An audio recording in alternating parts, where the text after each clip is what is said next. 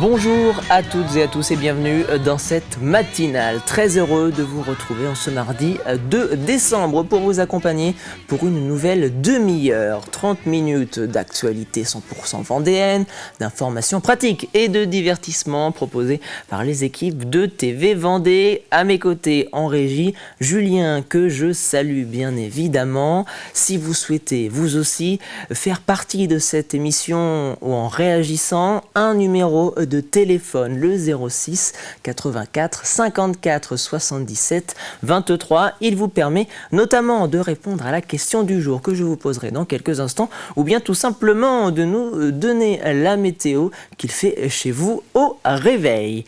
Justement, en parlant de la météo, jetons un rapide coup d'œil à cette dernière en ce mardi de décembre et vous le voyez, c'est une météo contrastée qui vous attend au réveil en Vendée, du côté du Bocage et de l'est de département. Vous le voyez, c'est un ciel nuageux avec des averses éparses qui vous attendent dans cette première partie de journée.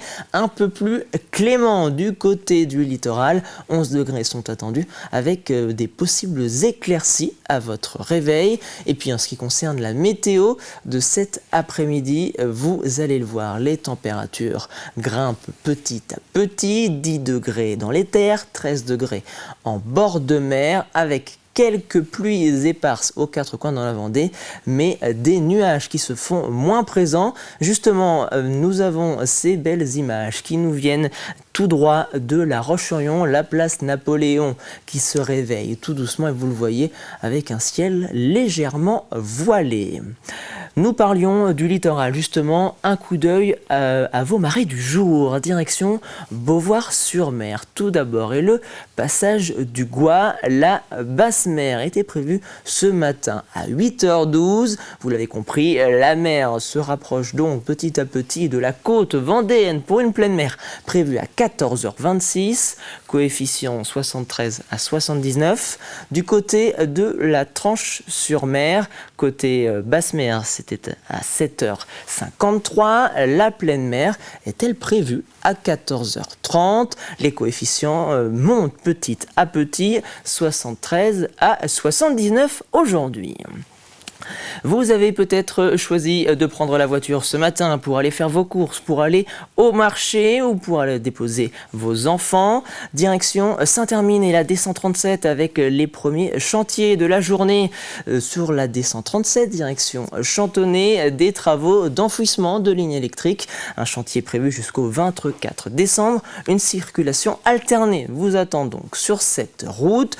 Direction également Le Pervier, route de Saint-Urbain. La voie, cette fois-ci, est interdite. Une déviation est en place. Les travaux en raison sont ceux de renouvellement du réseau d'adduction d'eau potable qui prennent fin normalement ce vendredi 5 décembre. Et en ce mardi 2 décembre, le soleil se lève à 8h31, il se couche à 17h19. Les journées continuent de se réduire. Nous perdons donc 2 minutes d'ensoleillement aujourd'hui. Et en ce 336e jour de l'année, nous fêtons les Vivianes. Bonne fête à toutes les Vivianes de votre entourage. Allez, c'est l'heure de votre journal préparé par la rédaction de TV Vendée.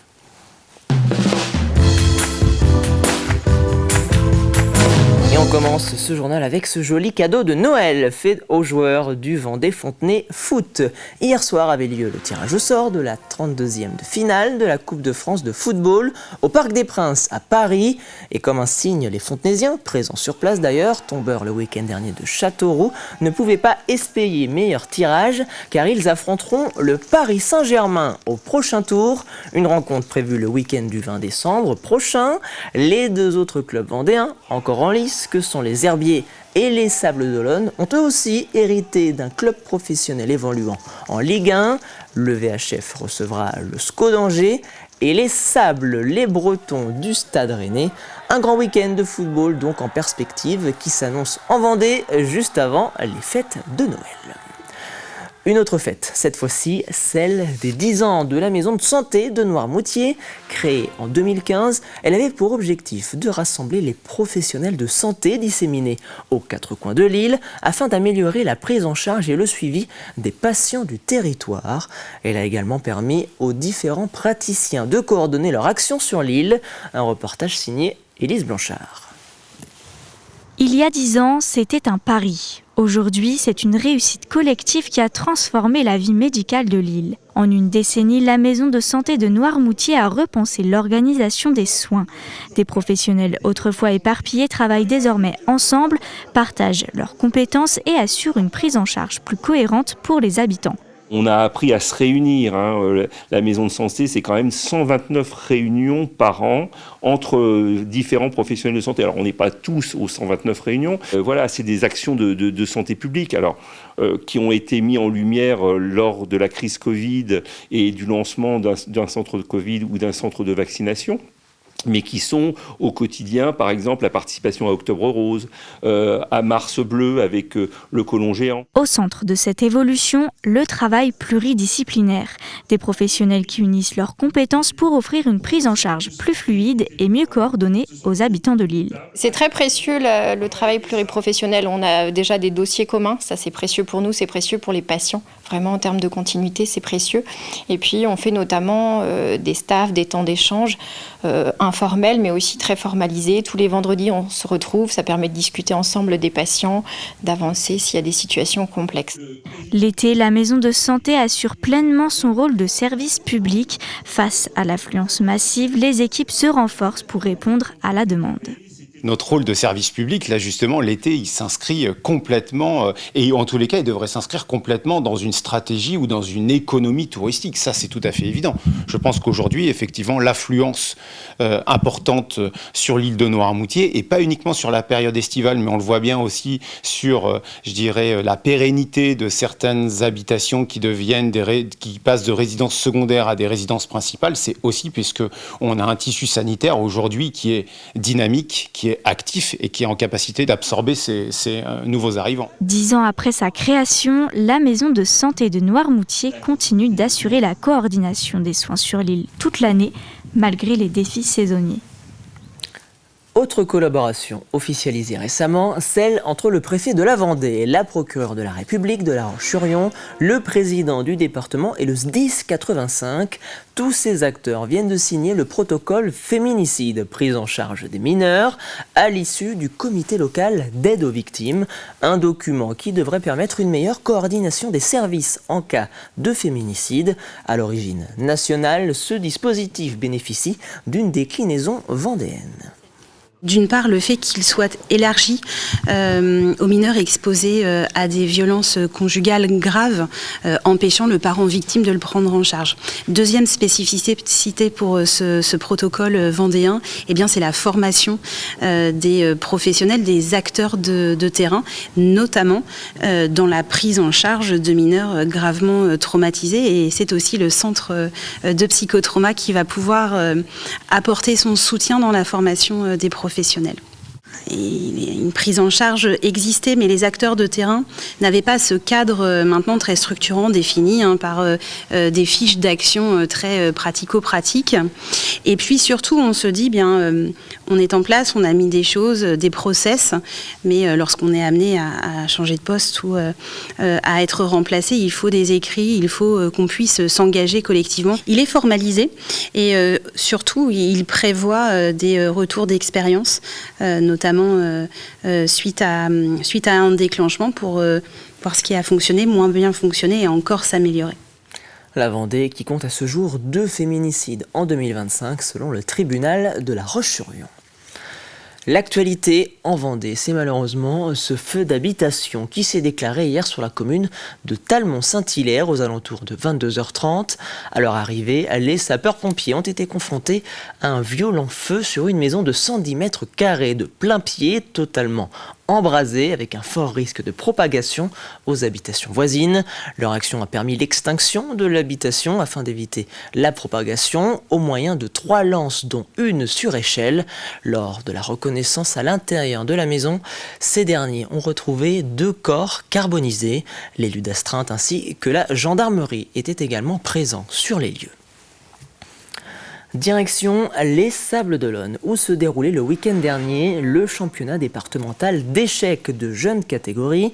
130 joueurs et joueuses des 4 coins de la Vendée se sont affrontés avec pour objectif une qualification à la prochaine étape régionale, cette fois-ci des parties pouvant durer jusqu'à 2 heures où stratégie, patience et attention sont de mise. Le championnat départemental jeune, c'est une étape de la saison. C'est pour ça qu'on la met la plupart du temps au mois de novembre. C'est une première étape. Avant, les meilleurs d'entre eux vont se qualifier pour le championnat de ligue qui aura lieu au mois de février. Et pour les meilleurs des meilleurs, ils iront jusqu'au championnat de France. On a régulièrement une petite dizaine, une quinzaine de joueurs de Vendée qui vont jusqu'au championnat de France. Le jeu d'échecs, c'est avant tout un jeu de stratégie et de technique, bien sûr, mais c'est aussi l'école de la vie.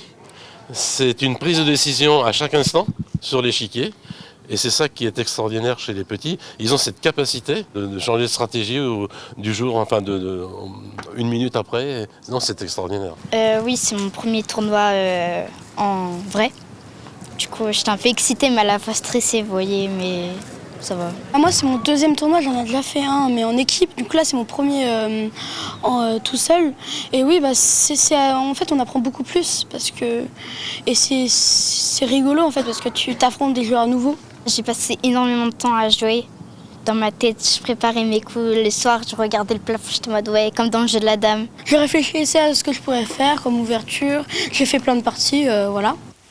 L'année de l'arbre touche bientôt à sa fin à Fontenay-le-Comte où ce dernier a été mis en valeur tout au long des saisons et c'est à la fin du mois de novembre, à la Sainte-Catherine, période propice à la plantation en racines, que les élèves de l'école primaire René Jolin ont participé à un reboisement de la vallée du Seillot, un moment de partage toujours très attendu par les agents municipaux auquel a assisté pour nous Louise Ménoury. On continue à mettre la terre autour. Tiens, regarde, un petit peu. Munis de leur pelle, Ruben, 7 ans, et ses camarades ont participé à la plantation de 40 arbres dans la vallée du Seillot. C'est très bien, parce que parce que on a aimé. Oui, on a planté 4 arbres. Toi, combien 3 arbres, un aule. 20 érables champêtres et 20 aulnes glutineux sont venus compléter la végétation de la ville. L'occasion pour les enfants d'en apprendre plus sur la nature. On a expliqué aux enfants comment planter, pourquoi mettre un tuteur, pourquoi ne pas enterrer trop le collet de la plante. On leur a aussi demandé les différentes parties de l'arbre. On a eu quelques experts qui ont su nous répondre sur les racines, les radicelles, le tronc. C'est toujours un super moment pour les agents en fait, de partager ça avec les enfants. On est tous parents, voilà. Ça fait super plaisir de partager ça avec les enfants des écoles. Et tous les ans, on attend cette journée particulièrement parce que c'est un bon moment pour tous. C'est une récompense pour nous en fait, de planter avec les enfants. Une opération réalisée dans le cadre de l'année de l'arbre et qui allie écologie et pédagogie. C'est bon comme ça ? Oui, c'est très bon. Tout au long de l'année de l'arbre, avec non seulement les écoles, mais également les lycées et les collèges, on essaye d'associer le plus possible la jeunesse dans ces entreprises de végétalisation. L'objectif, c'est l'écologie positive, celle qui crée le futur en fait. Pour sensibiliser les enfants à l'environnement, c'est très très important qu'ils apprennent en fait, toutes les choses de la nature pour plus tard respecter, planter eux-mêmes. Au total, la ville a lancé la plantation de près de 750 arbres, des travaux qui devraient s'achever en janvier 2026. Et on termine cette édition avec un rendez-vous sportif qui vous attend aujourd'hui de 10h à 16h du côté de Chaland et de la salle Pierre de Coubertin. Le comité handisport de Vendée y organise sa 3e journée départementale de boccia, discipline paralympique que vous avez pu découvrir sur notre antenne à plusieurs reprises cette année. Alors n'hésitez pas à aller découvrir ce sport si vous ne le connaissez pas et encourager les sportifs qui y participeront. C'était le journal de la rédaction de TV Vendée. Jetons un rapide coup d'œil à la météo de votre mardi 2 décembre. Et vous le voyez avec cette carte qui s'affiche. Le temps est très contrasté en Vendée. Ce matin, vous le voyez dans les terres, quelques nuages et des averses de part et d'autre sont attendus. C'est un peu plus ensoleillé du côté du littoral. 11 degrés sont attendus en moyenne sur la côte.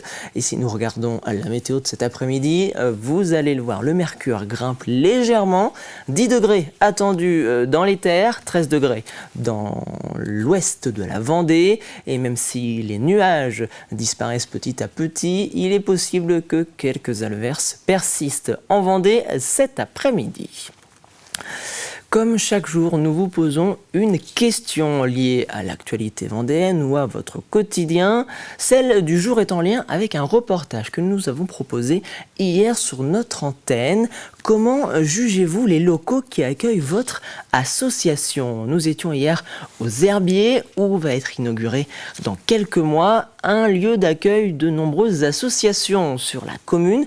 Qu'en est-il des locaux qui vous accueillent pour votre association? N'hésitez donc pas à partager vos récits de vie, vos commentaires sur notre page Facebook ou par SMS sur le WhatsApp de la matinale. Passons désormais au plus de l'info.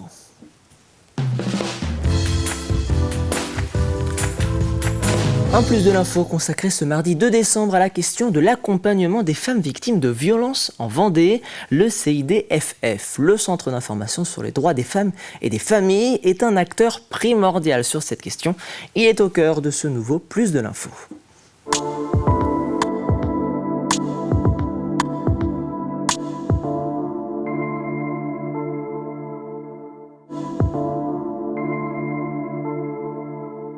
Alors on va avoir les principales vont être les violences physiques, mais celles-ci sont beaucoup plus identifiables et qui permettent une prise de conscience par rapport en ce qui concerne les victimes. Les violences psychologiques qui sont très très importantes. On a quand même beaucoup de situations, nous, où il n'y a pas forcément de violence physique. Et là on voit qu'il y a aussi un travail à faire sur les représentations qu'on peut avoir par rapport à ça, dans le sens où c'est pas parce qu'il ne me frappe pas qu'il n'est pas violent. Donc les insultes, toutes les violences verbales qu'il peut y avoir, les violences économiques, quand le conjoint conserve tout ce qui touche à l'argent du ménage. On voit beaucoup de femmes aussi qui n'ont pas accès. Donc en général, l'auteur des violences leur distribue de l'argent à la semaine et conserve tout ce qui concerne le financier du couple. Et puis, on va avoir les violences administratives, tout ce qui, conserver tous les papiers, tous les documents essentiels à la vie d'aujourd'hui. Et passeport, carte d'identité, livret de famille, déclaration d'impôts et autres. Ce qui fait qu'aussi, ça freine ces femmes dans le fait de pouvoir partir parce qu'elles ne disposent d'aucun document qui sont quand même essentiels pour pouvoir faire des démarches après. Et n'en ayant pas possession, ça les contraint à rester au domicile. Voilà. Oui, après, il y en a d'autres, les violences sur la parentalité. Ça, on va les retrouver pendant les violences quand la victime est encore au foyer. Mais même quand elle part, c'est celle-ci qu'on va beaucoup retrouver. Une fois qu'elle a quitté le domicile, l'auteur va continuer à faire perdurer les violences au travers des enfants. On évalue sur les crédits qu'on verse aux associations, donc c'est 1 500 000 en Vendée. Donc c'est l'aide directe aux associations, donc c'est assez considérable. Je ne parle pas du financement des postes de fonctionnaires, notamment de gendarmes et de policiers. Donc c'est quand même considérable. C'est plus 11% cette année par rapport à 2024. Et là, on va voir ce que va donner le budget, mais il n'y a pas du tout de diminution prévue. C'est aussi l'aide de la CAF, de 250 000 € qui sont versés à des femmes qui quittent le domicile et qui ont besoin de se reloger. Donc c'est une aide très très utile, très efficace. Donc c'est très significatif. Alors c'est le sens aussi de ce qu'on a lancé. J'avais lancé il y a quelques mois le PAC Nouveau Départ. Donc c'est aussi un dispositif qui vise à mutualiser encore plus l'action des différents acteurs, c'est-à-dire de pouvoir prendre en charge dès le signalement, dès un signal faible, dans un dépôt de plainte ou pas, l'accompagnement d'une femme victime de violence et surtout de la famille, parce qu'il faut aussi penser aux enfants. Souvent, comme on l'a dit, ce sont des familles monoparentales avec des enfants. Et c'est très important de prendre en charge très très vite la femme victime de violence et aussi ses enfants. Et vous retrouvez bien évidemment ce plus de l'info sur notre site tvvendée.fr. Il est l'heure de votre chronique du jour. Au programme de ce mardi, une nouvelle chronique santé et direction aujourd'hui le groupe des collines vendéennes à la Châtaigneraie où les femmes enceintes se voient proposer des séances de balnéothérapie, détente musculaire, gestion du stress ou encore accompagnement précieux dans les changements physiques de leur corps. C'est Jennifer Paquet, sage-femme à l'hôpital de la Châtaigneraie, qui vous présente ce dispositif. Les séances de balnéo en fait sont divisées en 4 phases. Il y a la première phase, c'est la phase d'échauffement, vraiment là pour commencer un petit peu à réveiller le corps. Après, il y a toute une phase de travail musculaire avec du renforcement musculaire pour tout ce qui est renforcement des jambes, des bras. On fait aussi travailler la sangle abdominale. Il y a une phase d'étirement. Pour assouplir les muscles. Il y a une phase où on fait des exercices de respiration. Et la dernière phase à la toute fin, en fait, là, c'est vraiment une phase de relaxation, sophrologie.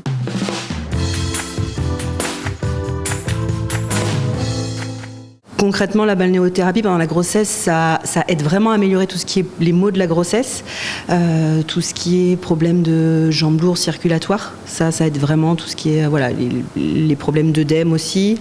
On va travailler aussi et ça améliore tout ce qui est étirement, les douleurs lombaires, les douleurs au niveau du bassin. Et ça permet aussi pendant la grossesse tout ce qui est relaxation, détente. Et ça permet aussi au corps de se préparer à l'accouchement. On fait aussi beaucoup d'exercices de respiration. Le fait que la maman soit plutôt détendue, forcément ça apporte un bienfait aussi pour bébé. L'enfant ressent dans le ventre de sa mère les émotions aussi de la maman. Donc le fait que la maman soit détendue, ça peut quand même, on peut se dire, aider bébé aussi.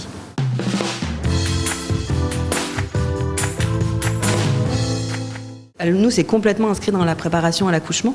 Là, sur l'hôpital, on propose 4 séances de préparation en balnéothérapie et 3 séances théoriques où on va plutôt parler vraiment de tout ce qui est quand venir à la maternité, comment se passe le travail, l'accouchement, des choses aussi qu'on peut reprendre avec les patientes dans la piscine, on va dire de manière moins formelle, plus dans de la discussion.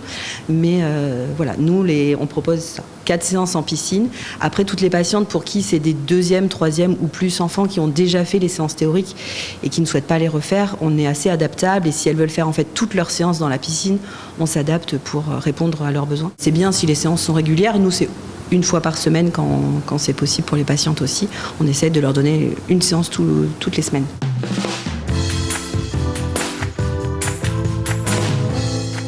Ça reste un moment pour elles, elles vont être avec nous pendant 1h30, donc c'est vraiment leur moment à elles. Après, ça permet aussi de discuter. Souvent, il y a, on va dire, maximum 3 mamans dans la piscine, donc selon les expériences de chacune, ça permet aussi de discuter entre elles, d'avoir des échanges entre elles. Il y a eu des séances où celles pour qui c'était des 2e, 3e enfants pouvaient aussi parler de leur expérience aux autres mamans, ce qui peut des fois être rassurant. Et bien évidemment, la phase de relaxation, souvent c'est vraiment aussi psychologique, ça permet de se recentrer sur soi, sur le bébé, ça montre quand même que les patientes sont quand même très, très réceptives.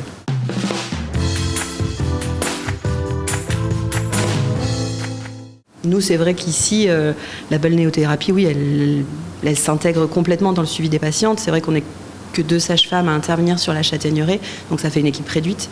Donc c'est vrai que les patientes, elles ont quand même des professionnels qu'elles connaissent aussi. C'est des patientes qu'on va suivre pendant la grossesse, à qui on va proposer des cours de préparation à l'accouchement, potentiellement qu'on peut aussi accoucher parce que toutes les deux, on fait aussi les accouchements à l'hôpital de Fontenay-le-Comte, et c'est des patientes qu'on peut suivre également après pour tout ce qui est suivi gynécologique, donc ça s'intègre vraiment dans un suivi global. Et vous retrouvez bien évidemment cette chronique santé dès à présent sur notre site tvvendée.fr et sachez que la thématique de la semaine prochaine est consacrée à l'utilisation de la réalité virtuelle. Il est l'heure de votre extrait du jour.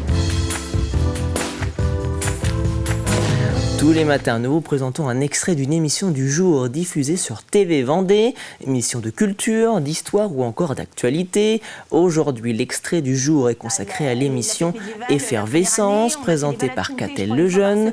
Au programme de ce nouveau numéro, retour sur le Festival des Solidarités des Essarts, zoom sur l'activité de Cyril Garot, acteur à l'origine de spectacles pour enfants, et entretien avec Julie Binocci de la compagnie Comédie des Rêves.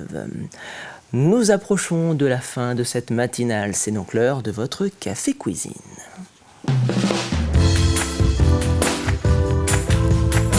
À gagner cette semaine dans votre jeu de la matinale, une bouteille de Cyrus Magnum Brut de champagne AOP blanc offert par Cave à Vin à La Roche-sur-Yon. Je le rappelle, l'abus d'alcool est dangereux pour la santé, à consommer donc avec modération.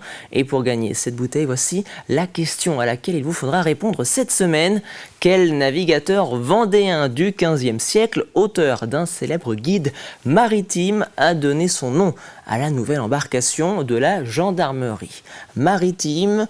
Un deuxième indice, en ce mardi 2 décembre, ce navigateur vendéen du XVe siècle avait un surnom, celui de pilote de l'Europe. Pour jouer au jeu de la matinale, c'est très simple, rendez-vous sur tvvendée.fr, rubrique jeu pour y déposer votre réponse. Et je le rappelle, comme chaque matin, vous avez jusqu'à ce vendredi midi pour jouer avec nous. Et c'est ainsi que se termine cette matinale. Merci beaucoup de l'avoir suivi. Prochain rendez-vous avec l'actualité à partir de 12h30 dans le journal de la mi-journée, présenté par Élise Blanchard. Quant à moi, je vous dis à demain.